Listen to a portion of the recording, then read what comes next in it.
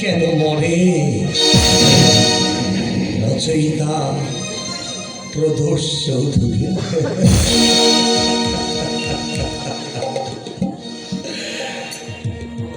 চোর হলো সাধু আর সাধু হলো চোর।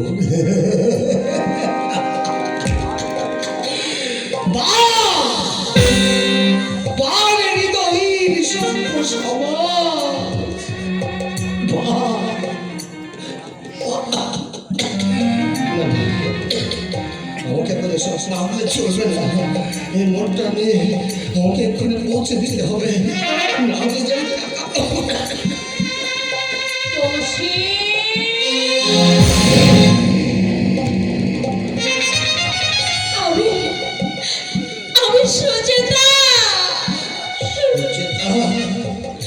সুচেতা, তুমি? তোমার কি অবস্থা করছে? যা স্বাভাবিক তাই।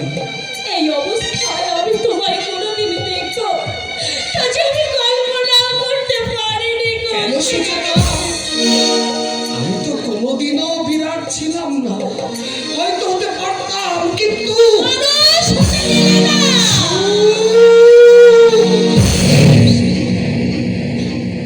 মাফ করো, ওই নামে ডাকার অধিকার আজ আমার নেই। কেন নেই? কেন উত্তর আমি যেমন জানি তেমনি তুমিও জানো।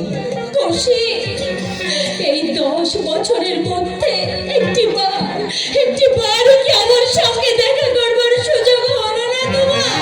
করেই করিনি সুচেতা।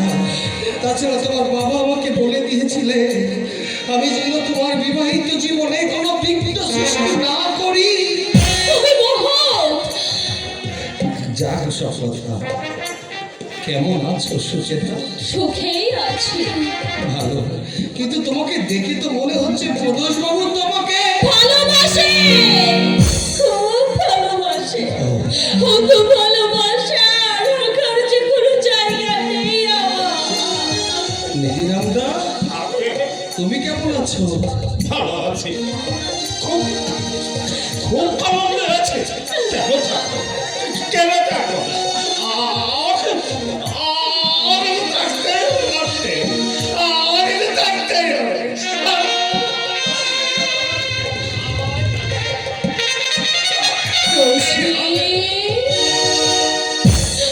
আমি তো কোনো অপরাধ করিনি, এমনি ভাবে আমার শাস্তি দিতে তোমার প্রাণে চাইছে। আমি তোমাকে শাস্তি দিচ্ছি? শাস্তি নয়, এমনি দুরবস্থা যদি আমার হতো পারতে তো তুমি চাইতে। পারতাম না, হয়তো পারতাম না, কারণ এরকম দুরবস্থা হওয়ার কথা তোমার নয়। খুশি দেহের মূল্যায়নটাই কি শুধু সব? লোকাচারে আমাদের দেহটা দূরে সরে গেলেও আমরা উভয়কে পেরেছি অন্তর থেকে সরাতে। ওইসব কথা থাক।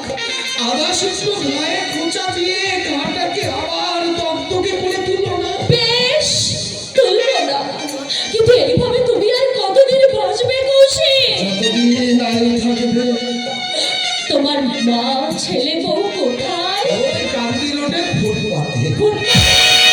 অবাক হওয়ার কি আছে সুচেতা? আমার মতো কত কৌশিকের মা বউ ছেলে সারা কলকাতায় এমনি করে দিনের পর দিন রাতের পর রাত রোজ ঝড় বৃষ্টি মাথায় নিয়ে ফুটপাতে পড়ে থাকে। দল কোথায়? জানি না। আচ্ছা কৌশিক, আমি কি তোমাদের কোনো উপকারে আসতে পারি না?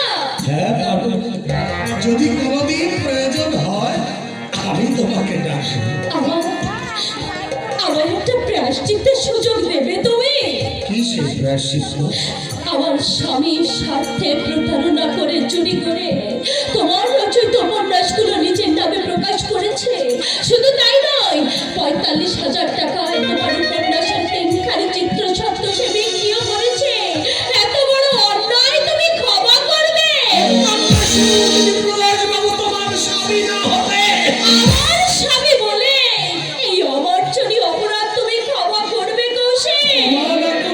তুমি আঘাত পাবে সুচেতা। কি করে বুঝলে? প্রত্যেক মেয়েরাই তো পায়।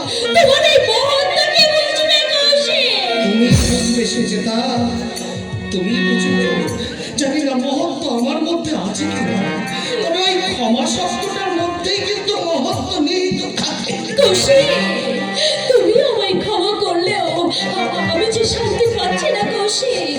তুষের আগুনে